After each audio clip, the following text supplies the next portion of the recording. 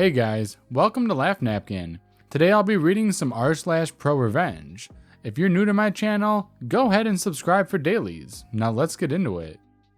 Bully creates his own revenge. This one's a bit long, but please stick with me because it's a good one. So here's the basics. When I was a kid, my dad was in the service, US Navy, and so we moved around a lot. Because of this, I was always the new kid over and over again, meaning I was constantly the target of would-be bullies, and this made me fairly introverted and distrusting of other people by nature. In the waning years of my father's military career, he decided he would take his family back to his hometown and do some recruiting until he retired. So away we went to the family farm that was built by my great-grandfather. If anyone has ever found themselves moving to a small town suddenly, then you are well aware of what I mean when I say that the locals were very small town minded. For those of you who don't know, the small town mentality is basically this: if you're not from there, born and raised, then you don't belong there. A lot of small town citizens are closed off and want nothing to do with outsiders. So there I was, not only the new kid, but introverted and an outsider. Bully magnet. For the most part, I tried not to let it get to me, but I did have some bad days and got into a few fights. Always in self-defense though. And eventually, as people grew up, most of the other kids matured out of trying to be a bully and began to just leave me alone. Especially once they found out who my great-grandfather was. Something about one of the 4 founding families. I don't know. I've never really cared that much, and besides, those people had shown their true colors by treating me like crap for years by that point. But that's a different story. This story is about a kid we'll call Mike. You see, Mike was the only one who never seemed to grow out of trying to be a bully. He would daily track me down and tell me how worthless I was. That I was just some dumb farm boy who would never amount to anything and would always be a loser.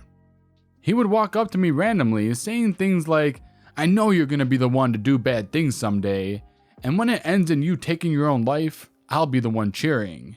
He had some issues. At one point, I arrived at school to find out that he had painted the combination on my locker with toothpaste. A lot of weird stuff like that. Anyways, we get into senior year of high school, and I've long since been doing my best to ignore him. His not being able to get a reaction out of me seemed to really upset him, and even his friends started saying his seemingly need to find me every day to simply be a jerk was bordering on the creepy and obsessive side. And then, all of a sudden, the verbal abuse stopped one day a couple of months from graduation. I assumed he had finally just given up, but that wasn't the case. A couple weeks later, I walked to the end of our long driveway to catch the bus, and found that our mailbox had been run over. I didn't think anything of it at the time, other than that it must have just been some drunk. I get home later that afternoon, take some photos of the damage just in case, and then fix the mailbox. New wooden posts buried into the ground. I finished my other chores and homework and relaxed the rest of the evening. The next morning I go to catch the school bus and the mailbox has again been run over. I get home, photos, repair it, chores, homework, relax. It happens again the next day and again the day after that. This went on for 2 weeks, only stopping on the weekend. My parents had reported the smashing of the mailbox, but there was no evidence as to who the culprit even was, so nothing was done about it. I finally have enough of digging out broken posts and replacing them, and so the revenge. I get up early on a Saturday and head to the end of the driveway. I dig a 2 feet by 2 feet wide hole, 6 feet straight down, and fill the hole with fresh cement. And in the center, I place a 10-foot section of the old farmhouse original cast iron water pipes, sunk 6 feet into the concrete. I fill the rest of the 10-foot cast iron pipe with concrete as well, and mounted the mailbox on the top. Mind you, I looked into how far from the road the mailbox needed to be for safety reasons and attached ample amounts of reflectors. Monday morning comes and I notice the mailbox post has all sorts of scratches on it, but otherwise it's fine. I get to my final class of the day, creative writing, and I'm in the middle of a story outline for that week's project when a friend of Mike's comes in. We'll call him Steve. Steve sees me and freaks out. "Steve, do you have any idea what you did to Mike's car?" "I didn't do anything to Mike's car. I don't even know what it looks like." "Your little stunt with the mailbox totaled it. He had to get it towed into town at 5 a.m. this morning." He's gonna sue the crap out of you. Okay, but you're aware that deliberately hitting or damaging a mailbox is a federal offense, right? What are you talking about? You don't actually own your mailbox. Legally, it belongs to the post office, so destroying a mailbox is destroying government property, making it a federal offense. So what? He'll get a little fine, but you're gonna pay. Oh no. It's actually a $250,000 fine, or up to 3 years in prison per offense for vandaling a mailbox. And since it's happened 10 times in the last 2 weeks, that translates to either $2.5 million fine or up to 30 years in prison. Steve just stares at me for a moment and storms out. At that point, I pull up the federal statute on the computer I was working on, and Mike comes in insisting that I'm making that whole thing up. So I show him the law, and he freezes. I say, you can take me to court, and I might have to pay a small fine and maybe even tear down the mailbox, but your life would be over. Mike, maybe, but you can't prove I did it 10 times. Actually, I took photos of the damages, so I can prove it was at least 10 times. But even if I couldn't, $250,000 is still a lot of money. Much more than your car is worth, I'm sure. Would you really bankrupt yourself or even get yourself sent to prison to force me to pay you $1,000 or $2,000 for the car? Mike stormed out of the classroom and never bothered me again.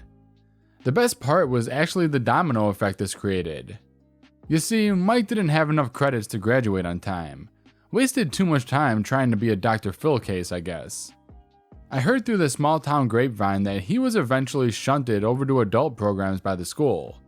Without his car, which was totaled, and unable to afford another, he couldn't get to his classes and was eventually tossed out of the school due to attendance problems.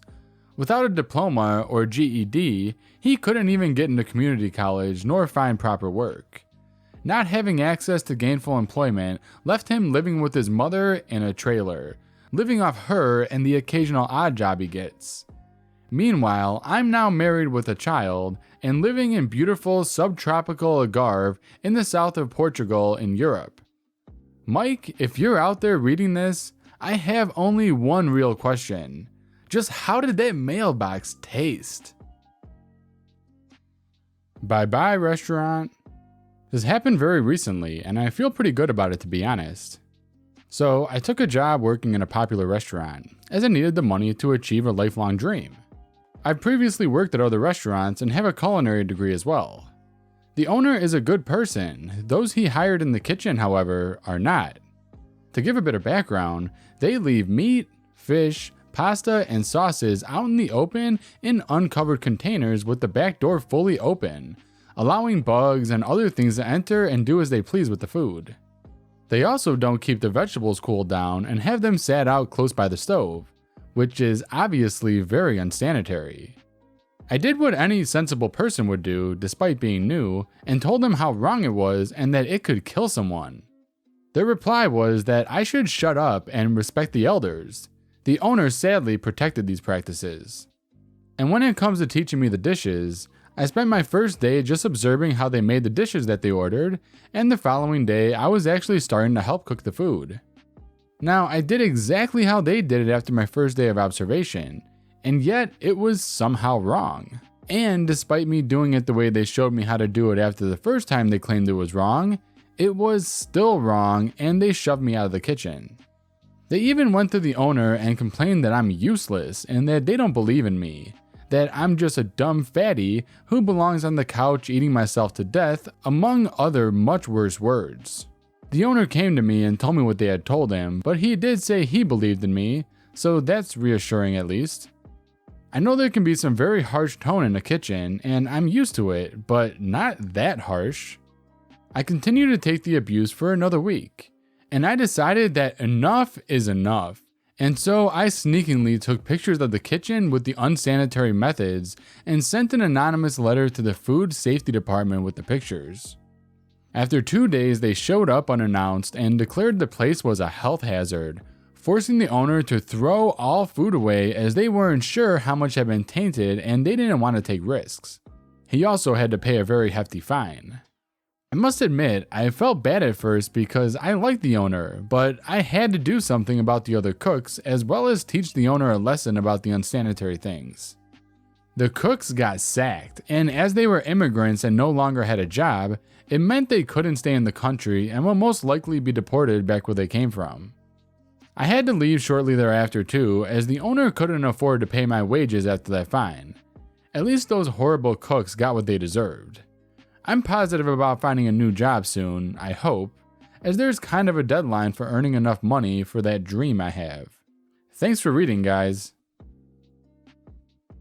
Thank you so much for watching this video. I hope you enjoyed it as much as I enjoyed making it. If you have a story that you want me to read, please submit it in the LaughNapkin subreddit. I'll leave a link in the description. Big shout out to everyone that has subscribed to this channel, as you're the ones making these daily videos possible. See you guys in the next video.